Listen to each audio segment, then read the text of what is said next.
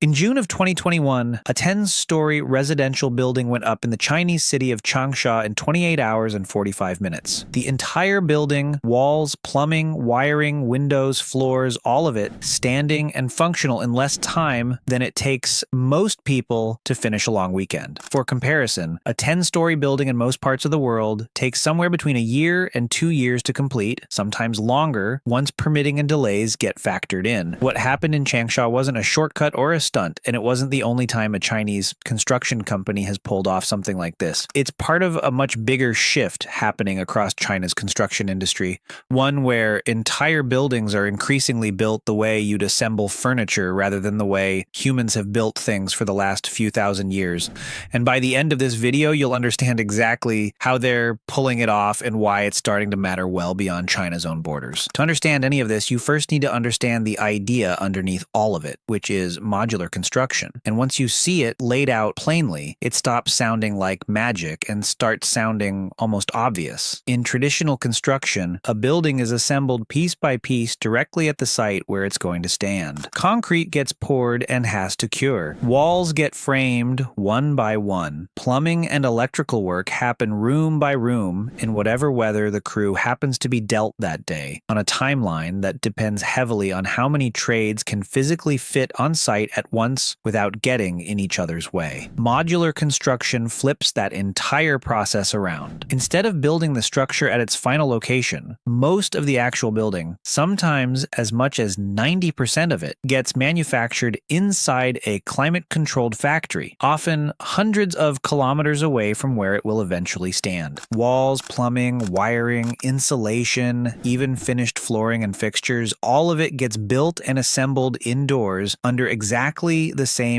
conditions every single time, with none of the weather delays or inconsistent execution that comes from 100 different job sites all being slightly different from each other. Once those modules, essentially finished rooms or sections of a building, are complete, they're loaded onto trucks and shipped to the actual construction site, where the process stops looking like construction at all and starts looking a lot more like assembly. Cranes lift each module into place, workers bolt them together, and technicians connect the water, sewage, and electrical lines running between each unit. That's genuinely most of the process. The building isn't being built on site anymore. It's being delivered on site, already mostly finished, and simply stacked into its final shape. It's worth pausing on why that shift in location matters as much as it does, beyond just sounding impressive on camera. A traditional job site is essentially an outdoor factory with no roof, no climate control, and a workforce that has to coordinate dozens of separate trades, framers, electricians, plumbers, drywall crews, all trying to work in roughly the same physical space without stepping on each other's schedules. Rain shuts the whole thing down. So does extreme heat, extreme cold, or a shortage of any single trade holding up everyone downstream of them. A factory producing modules has none of those variables. The same team builds the same type of module the same way day after day under lighting and weather conditions that never change, which is part of why modular construction tends to produce more consistent quality control than conventional building, not just faster results. The unpredictable, weather-dependent, trade coordination-heavy part of construction gets absorbed entirely by the factory, and what's left to happen outdoors is closer to a logistics and assembly problem than a construction problem. Steel modular skyscraper technology, 3 floors a day. To understand why this technology exists at all, it helps to know where it actually came from.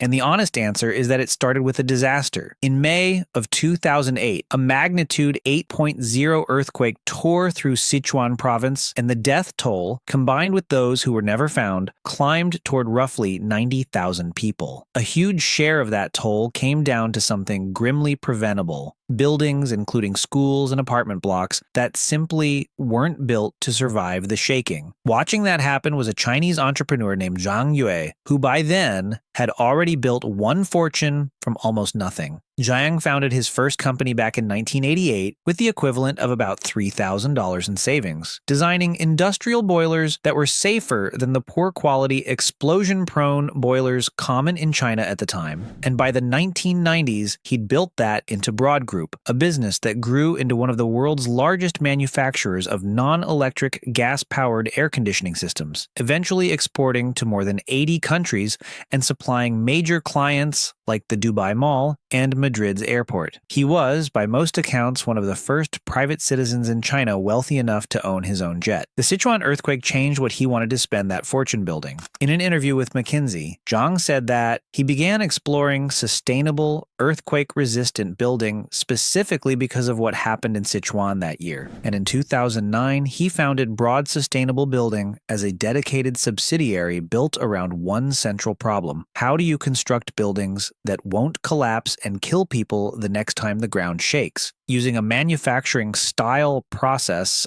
disciplined enough to actually guarantee that kind of structural reliability. According to the World Steel Association, that's also where BSB's core method, sometimes called the flat pack technique, actually came from steel components manufactured to exact specifications in a factory and assembled on site the way you'd click together a kit, rather than poured and framed by hand in conditions that are far harder to control or verify.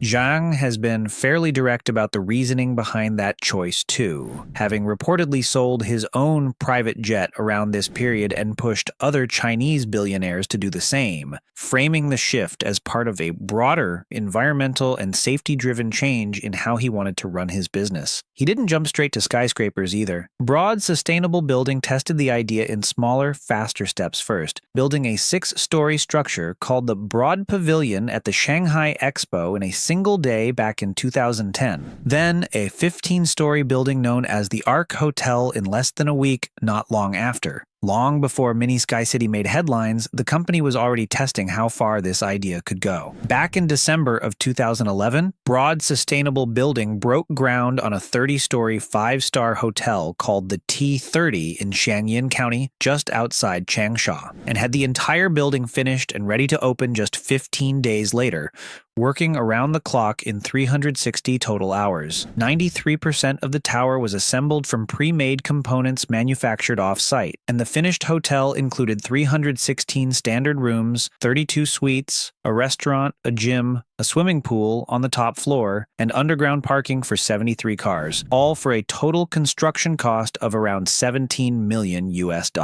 A senior vice president at the company told reporters at the time that the entire push for speed wasn't really about setting a record for its own sake. It was, in her words, to avoid rain, since exposed construction sites in that region face a real risk of weather delays that a fully enclosed factory-built process simply sidesteps entirely. Their most famous project, though, is a building called Mini Sky City, a 57-story mixed-use tower in Changsha that was assembled on-site in just 19 working days, at a rate the company described as 3 floors a day. That number alone sounds almost impossible until you understand what actually happened before those 19 days started. Broad Sustainable Building spent 4.5 months fabricating 2,736 individual steel modules inside a 230,000 square meter factory, essentially building the entire skyscraper indoors in pieces before a single module ever touched the actual construction site. Once those modules were ready, on-site assembly moved fast enough that the company's vice president told reporters a building that would normally take 2 years using conventional methods was finished in a fraction of that time. The finished tower includes 800 apartments and office space for 4,000 people, spans 19 separate atriums, and according to the company, was engineered to withstand a magnitude 9 earthquake, which matters because modular buildings assembled from steel components actually tend to perform well under seismic stress, since the connections between modules can flex in ways a single, continuously poured concrete structure often can't.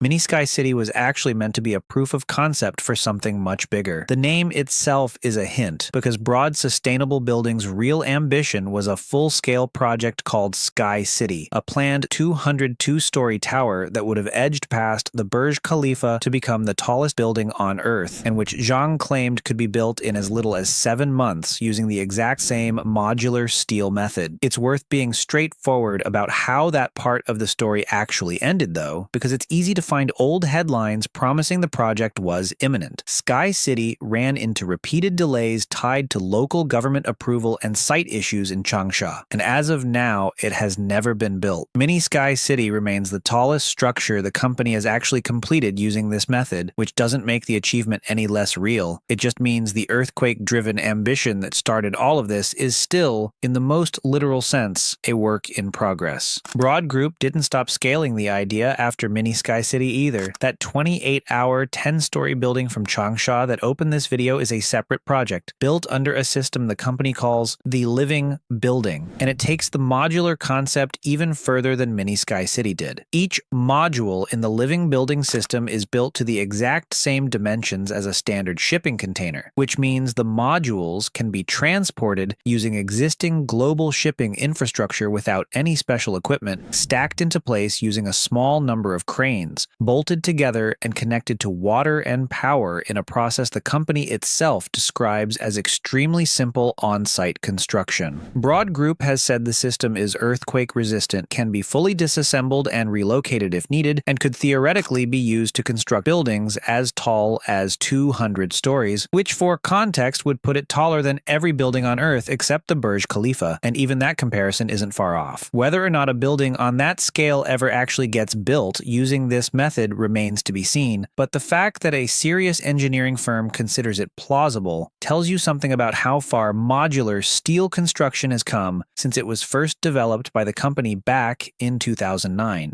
3D printed construction. Buildings made from waste. Modular construction solves the speed problem by moving assembly into a factory. But there's a second Chinese company working on an entirely different approach to the same underlying question, one that doesn't rely on prefabricated modules at all, and instead builds structures using something closer to an enormous printer. That company is Winsun, based in Shanghai and Suzhou, and its approach involves an actual 3D printer roughly 20 feet tall, 33 feet wide, and 132 feet long, extruding a specially formulated paste made from a mixture of glass fiber, steel, cement, hardening agents, and recycled construction and industrial waste, layer by layer, into the shape of building components, walls, panels, structural sections, following a digital blueprint the same way a smaller desktop 3D printer follows a CAD file to build a plastic object. Winsun first grabbed global attention back in 2014, when it printed 10 complete single-room houses in under 24 hours,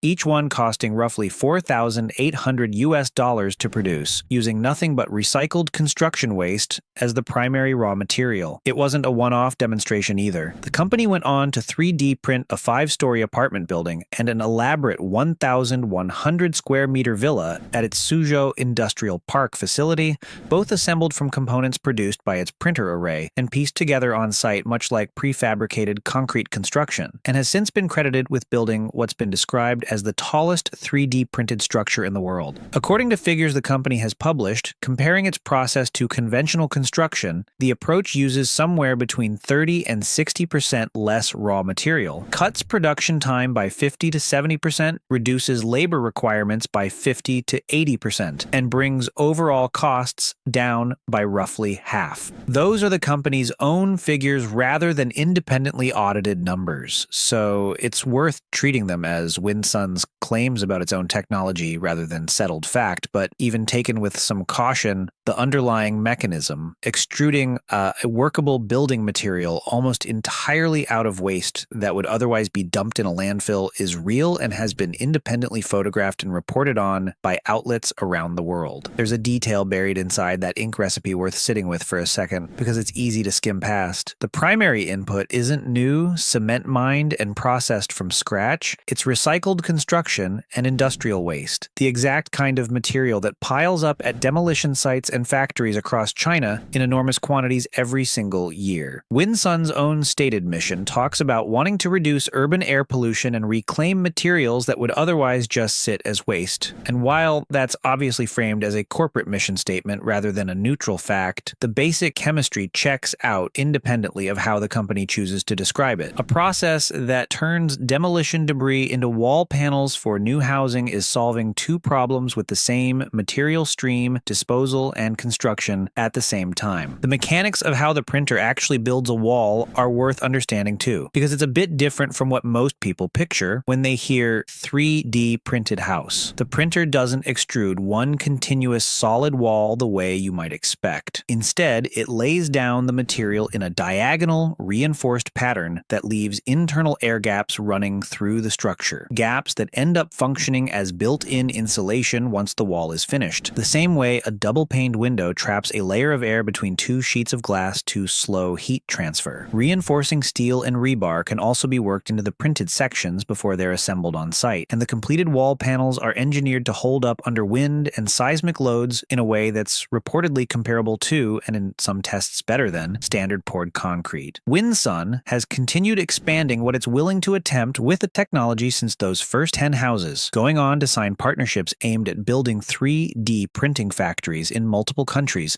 and even proposing dedicated facilities that would use a variant of the same printer to build structures out of compacted desert sand in regions where conventional building materials are scarce or expensive to transport. Why China is building this way? At all, step back from the individual companies for a second, and a pattern starts to emerge that explains why two completely different approaches, steel modules assembled like shipping containers and buildings extruded out of recycled waste, both took root in China specifically. China has been dealing with the largest sustained wave of urban construction in modern history, driven by a population that shifted from mostly rural to majority urban in the space of a few decades, and traditional construction methods simply couldn't keep pace with that kind of demand without enormous labor forces, enormous material consumption, and enormous amounts of construction dust and debris, all concentrated in cities that were already straining under rapid growth. A representative from Broad Sustainable Building has pointed out that using modular blocks on the mini Sky City project alone eliminated the need for roughly 15,000 truckloads of concrete, which by extension eliminated a huge volume of dust and pollution that would have otherwise been generated pouring and curing concrete directly on site in the middle of a city. Winsun has made a similar argument about its own process, framing 3D printed construction as a way to address both pollution and inconsistent quality control that can come from manually assembling a building across dozens of different subcontractors and trades. None of this means either technology is perfect. Stack enough identical prefabricated units and you risk a city full of buildings that all start to look the same, and 3D printed walls still carry a visible layered texture some architects just don't love. An engineering consultant discussing Broad Group's work put it simply, the method doesn't meet every kind of personalized demand, because people still want architecture that feels distinct. But neither company is really trying to stay local either. Winsun has already signed deals to build printing factories abroad, including in desert regions where its printer can run on compacted sand instead of shipped-in cement. Broad Group's modules are sized to standard shipping containers on purpose so they can move through existing freight networks with zero special equipment. Nobody at either company needed to spell out why that matters. A housing shortage doesn't stop at China's border, and a method built around speed and standardized part ships just as easily as the containers it comes in. That's it for today. Let me know in the comments which one got you more. If you enjoyed this, consider subscribing so you don't miss the next one, and it genuinely helps more people find the video. Thanks for watching. I'll catch you in the next one.